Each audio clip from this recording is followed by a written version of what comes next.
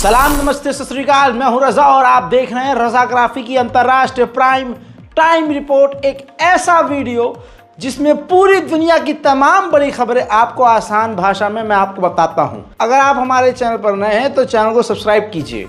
और अगर दुनिया की और भी बड़ी खबरों के लिए, इजराइल फिलिस्तीन अपडेट के लिए, मिडिल ईस्ट के लिए अगर आप जानकारी चाहते हैं तो ये मेरा है दूसरा चैनल रजाग्राफी अनस्क्रिप्टेड।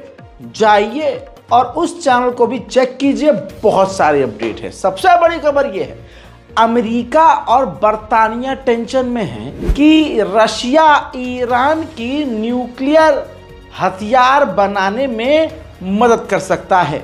जिस तरह से दोनों ईरान और रशिया एक दूसरे का सपोर्ट कर रहे हैं, मिलिट्री सपोर्ट कर रहे हैं, हथियारों का लेन देन कर रहे हैं, ऐसा भी हो सकता है कि ईरान की मदद हथियार बनाने में, वो भी परमाणु वाले, रशिया कहीं मदद न कर दे।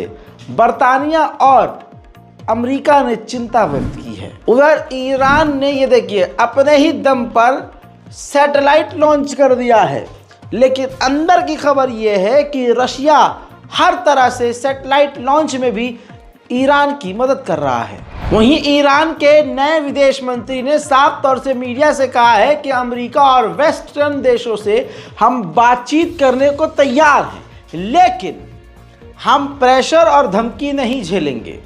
हम कंस्ट्रक्टिव बातचीत करके मामले को हल्का करने के लिए, टकराव खत्म करने के लिए बात करने को तैयार है, लेकिन हम दबेंगे नहीं। उधर अफगानिस्तान को ईरान तगड़ा झटका देने वाला है।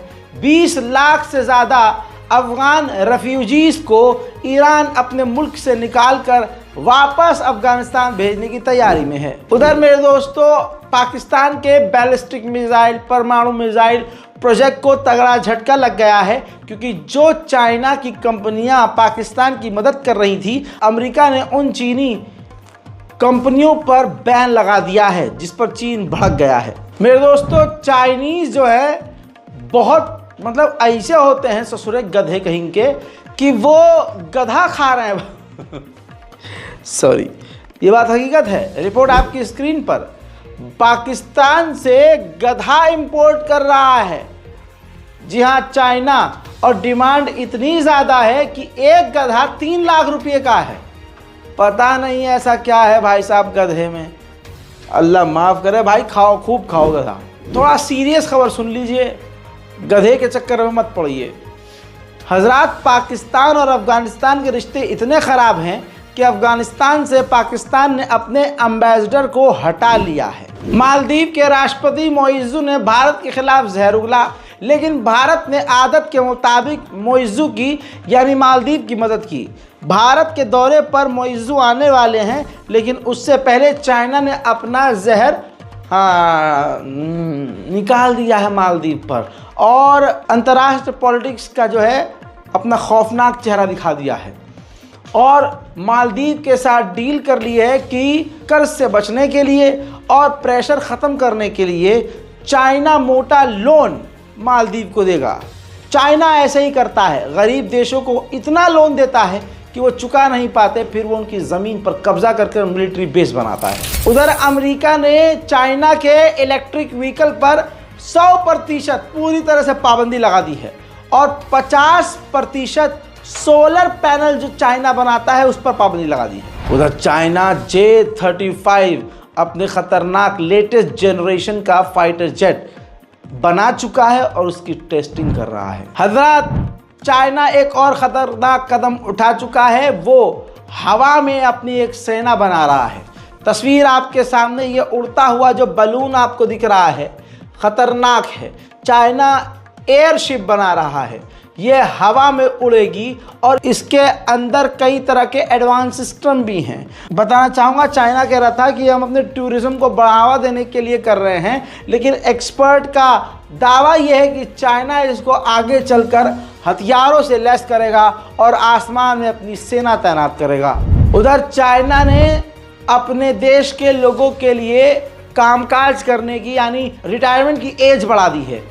मर्दों की एज 63 साल कर दी है, 63 ईयर्स तक अब वो काम कर सकते हैं, उसके बाद रिटायर होंगे, और महिलाओं की रिटायरमेंट एज 58 कर दी है। मेरे दोस्तों, शेख हसीना जो बांग्लादेश की पूर्व प्रधानमंत्री हैं, उनकी मुश्किलें बढ़ती जा रही हैं। टोटल उन पर 155 केस दर्ज हो चुके हैं। वहीं बांग्लादेश की शेख हसीना का एक ऑडियो वायरल हो रहा है, जिसमें शेख हसीना पूर्व प्रधानमंत्री से बात कर रही हैं बांग्लादेश के, और उनसे कह रही हैं कि मैं जल्द बांग्लादेश लौटूंगी। वहीं बांग्लादेश चीन के आगे गिड़गिड़ा भी रहा है। बांग्लादेश की नई सरकार ने चीन से रिक्वेस्ट की है कि आप जो ब्याज हमारे लोन पर ले रहे हैं हमसे, मेहरबानी करके वो कम कीजिए। हजरात, उधर अमेरिका की एक डेलीगेशन जो है बांग्लादेश के फिलहाल जो अभी बनी गवर्नमेंट है उससे मिली है, और अमेरिका ने कहा है कि हम बांग्लादेश की पूरी तरह से मदद करने को तैयार हैं, और अमेरिका बांग्लादेश को मदद के तौर पर $200 मिलियन रकम देने को तैयार है। उधर ढाका यूनिवर्सिटी के प्रोफेसर का खतरनाक बयान वायरल हो गया। उन्होंने कहा कि हमें भारत पर भरोसा नहीं है, ना हमें भारत पर भरोसा करना चाहिए, हमें पाकिस्तान पर भरोसा है और पाकिस्तान से न्यूक्लियर डील करनी चाहिए। देखिए, In order to change the Indian habitual perception, our only answer, as I feel, is nuclearization. Nuclearization does not mean that we have to be a nuclear power. Nuclearization, I mean that we have to develop a nuclear treaty with our former adversary, Pakistan. Pakistan is the most reliable, trustworthy security ally of Bangladesh. This is exactly what the Indians want us not to believe. This is exactly what Awami League wants us not to believe. But this is exactly what, Pakistanis, their herds burn out. They may not ask formally for forgiveness, but they don't want to see us become an Indian vassal. They will do anything, I can assure you, they will do anything to protect us from the Indians. Japan की ये जो सरकार है, चीन के खिलाफ Asia में ही एक नेटो जैसा संगठन बनाने की तैयारी कर रहा है, जिस तैयारी ने चाइना की नींद उड़ा दी है। हमारे इलाके में जितने देश हैं, सबका एक संगठन जापान बनाएगा, और इसका काम चीन पर नज़र रखना और चीन के खिलाफ मजबूत होने का होगा। भारत और चाइना के बीच बड़ी डेवलपमेंट ये हुई कि एक लंबे समय के बाद भारत के 4 इलाकों से काफ़ी पीछे चीन की फौज हट गई है, और ऐसा नहीं है कि भारत पीछे नहीं हटा, भारतीय फौज भी कई इलाकों से पीछे हटी है। एक लंबे समय के बाद चाइना और भारत के बॉर्डर का तनाव कम होता हुआ नजर आया है। मेरे दोस्तों, आर्मीनिया भारत से पिनाका एयर डिफेंस सिस्टम और साथ ही अस्त्रा नाम की मिसाइल भारत से रिले वाला है। इसी के साथ आपको बता दूं कि अजरबैजान टेंशन में आ गया, और आपको ये भी बता दूं कि अब तक का सबसे बड़ा आर्मीनिया मिलिट्री पार्टनर भारत को बना चुका है। भारत से 95% हथियार आर्मीनिया ले रहा है। वहीं आर्मीनिया ने भारत से अपने एडवांस फाइटर जेट Su-30 को अपग्रेड करने के लिए मदद भी मांगी है। मेरे दोस्तों, सनसनीखेज खुलासा ये है कि बिन लादेन का बेटा बताया जा रहा है जिंदा है और अफगानिस्तान में अलकायदा को लीड कर रहा है और वेस्टर्न देशों में बड़े हमले करने की प्लानिंग कर रहा है। वहीं इराक साउथ कोरिया से एडवांस एयर डिफेंस सिस्टम खरीदने की तैयारी में है। अफ्रीका के देश कॉन्गो, वहां पर मिलिट्री कूप करने की कोशिश की गई, मिलिट्री को भड़काकर, जो फेल हो गया। अब तस्वीर आपके सामने है। वहाँ की ईमानदार जो फौजी है, मिलिट्री है, उन्होंने कई सारे अमरीकी और इजरायली कुत्तों को पकड़ा है।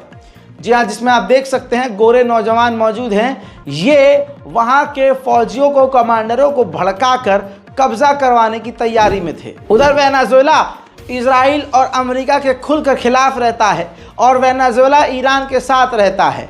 ऐसे में बड़ा अपडेट यह है कि वेनेजुएला ने अपने देश से 6 लोगों को गिरफ्तार किया है, जिनका प्लान था वेनेजुएला के राष्ट्रपति को कत्ल करना। बड़ी बात यह है कि इन साजिशकर्ताओं में अमरीकी इजरायली लोग मौजूद हैं, और इतना ही नहीं, अमेरिका का एक नेवी ऑफिसर भी शामिल है। मेरे दोस्तों, CIA अमेरिका की ये कत्लेआम प्लान कर रही थी, नरसंहार राष्ट्रपति के साथ साथ न जाने किस किस को मारने का प्लान था, जिसके बाद बड़ी कामयाबी वेनेजुएला की इंटेलिजेंस को ही उन्होंने 6 लोगों के साथ साथ 400 अमेरिकी राइफल को भी जब्त किया है वेनेजुएला के अंदर से ही। मेरे दोस्तों, फ्रांस ने ऐलान किया है कि हम एक खतरनाक एडवांस राफेल फाइटर जेट बनाने वाले हैं जो Su-35 समेत दुनिया के तमाम एडवांस फाइटर जेट को पछाड़ देगा। तुर्की अपने ही दम पर पूरी दुनिया में 65% अपने UAV ड्रोन बेच रहा है। जितना वेस्ट के देश मिलकर अपने ड्रोन नहीं बेच रहे, अकेला उससे ज्यादा तुर्की पूरी दुनिया में अपने ड्रोन एक्सपोर्ट कर रहा है। उधर भारत के मुसलमानों पर पूरी तरह से हिंदू संगठन और मोदी सरकार हमला करने के लिए नए नए पैतरे अपना रही है। राजस्थान के भिड़वाड़ा के इलाके में एक और मस्जिद पर विरोध दर्ज किया गया और कहा कि ये अवैध मस्जिद है। पूरे भारत में जितनी भी मुसलमानों की मस्जिद है सबको अवैध बताया जा रहा है। ये संयोग नहीं दोस्तों, ये प्रयोग है जो मोदी सरकार और उनके लड़चटों के द्वारा किया जा रहा है। बताना चाहूँगा कि अब जो राजस्थान की गवर्नमेंट है और राजस्थान का MLA है, मस्जिद के बाहर खड़ा होकर आपत्तिजनक बयान दे रहा है और आड़े टेढ़े बातें, भड़काऊ बातें करते हुए कह रहा है कि हम इनको गिरफ्तार, मुसलमानों को गिरफ्तार करवाएंगे और इस मस्जिद को हर हाल में गिरवाएंगे। सुनिए पहले ये वीडियो। और इसका रिकॉर्ड ढूंढ रहे हैं हम। नगर पालिका को, प्रशासन को आदेश दे दिया कलेक्टर ने और पूरा प्रशासन अपना सहयोग कर रहा है। जितने अपराधी हमारे पत्थरबाजी की उनको अरेस्ट करवाएंगे अभी, उसके लिए भी टीम रवाना हो गई। और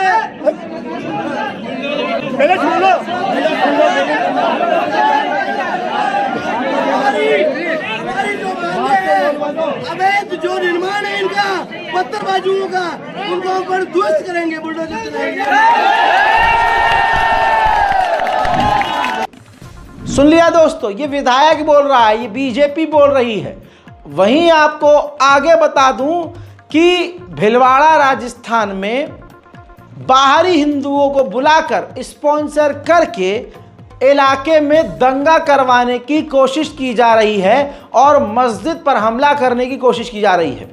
ये जो बाहरी हिंदू राजस्थान पहुंचे हैं मुसलमानों का नरसंहार करने के लिए, उनको जो खाना पानी खिलाया जा रहा है संगठन के द्वारा, उसी दौरान उन आतंकवादियों में से किसी आतंकी ने वीडियो बनाकर पोस्ट किया है जिससे साजिश का खुलासा हो रहा है। अब वो वीडियो भी आप देख लीजिए। ये भाई साहब की सबकी ये और भी जाजपुर में मस्जिद हटाने की तैयारी में मस्जिद हटाने की तैयारी में खाना खा रहे हैं।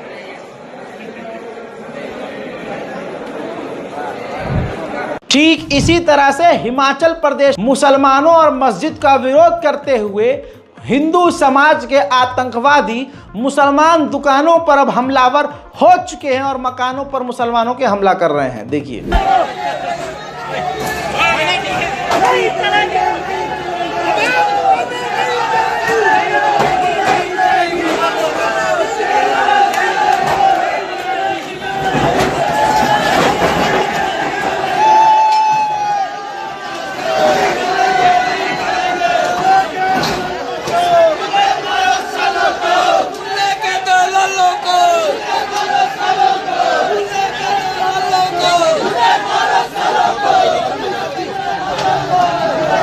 उधर यूपी के बिल्हौर में बीजेपी का MLA राहुल बच्चा, जिसकी हरकतें बच्चों वाली नहीं गुंडे वाली है, रबीउल अव्वल आज बारावफात का दिन है।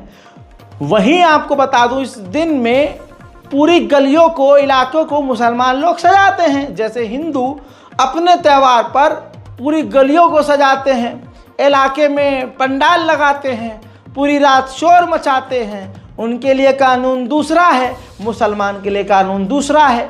अब दोस्तों, क्योंकि बीजेपी है और राहुल बच्चा है, बीजेपी का नेता है, जब उसने देखा कि अरे मुसलमान लोग गली को सजा रहे हैं ईद उल मिलादुन नबी के मौके पर, तो इनकी भावना आहत हो गई। भावना न हो गई, पता नहीं गधे का पिछवाड़ा हो गई, हमेशा दुखता ही रहता है। उसके बाद राहुल बच्चा पहुंच गया उस इलाके में और पूरी गली में जो मुसलमानों ने सजावट की थी और टेंट लगाया था उसको उखाड़कर फेंक दिया। जब यही लोग कावड़ लेकर निकलते हैं तो आधे देश का पूरा रोड आधा जाम कर देते हैं और पूरी रात डीजे बजता है। इतने एक्सीडेंट, इतने ड्रामे, इतने क्लैश, इतने हमले होते हैं कि पूछो मत। गांजा फूंक कर एक भीड़ चलती है और मुसलमानों पर और दूसरे लोगों को परेशान करती हुई चलती है, हमला करती हुई चलती है। वहां पर ओके है, लेकिन मुसलमान शांति से प्यार से अगर गली सजाता है तो इनकी वहां भी भावनाएं आहत हो जाती हैं। अल्हम्दुलिल्लाह इससे दिखता है कि ये कितने कमज़ोर हैं और मुसलमान कितना मजबूत है। दिखता है कि इनका अंदर से जो है, जिसको भी ये मानते हैं, ये इनकी मान्यता कितनी कमज़ोर है और मुसलमान का ईमान कितना पक्का है। ये खौफ होना चाहिए। पूरे इलाके में सजावट को राहुल बच्चा तोड़कर अपने आप को तुर्रम खां समझ रहा है। देखिए इतना टेंट लग गया, किसी ने ध्यान नहीं किया कि परमिशन है इनके पास। अभी रात लगाए हैं यार, 1 घंटे में लगता है क्या? ये लगने में कितने घंटे लगे होंगे? क्या बकवासबाजी करते हो आप लोग? ये इतना बड़ा चंडीला लग गया पूरे में और थाने बगल में है, मतलब कोई परमिशन कितने वाला नहीं है इनके पास। मेला कल है, मेले तक बराबर बहुत आ जा रही होगी, ऐसा तो है नहीं। सीधे पूछेगा परमिशन, ये कह रहे हैं तो सीधे तो पहले लगाना शुरू किया तो सबका नहीं पूछा गया भाई।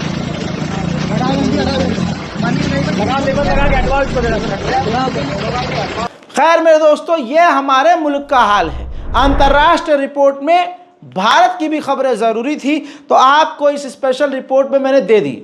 जमकर इस रिपोर्ट को शेयर कीजिए, अपनी राय लिखते रहिए कमेंट सेक्शन में और दोनों हाथ बुलंद करके अपने इस छोटे भाई के लिए दुआ ज़रूर कीजिए। मैं हूं रज़ा और आप देख रहे थे रज़ाग्राफी। जय हिंद।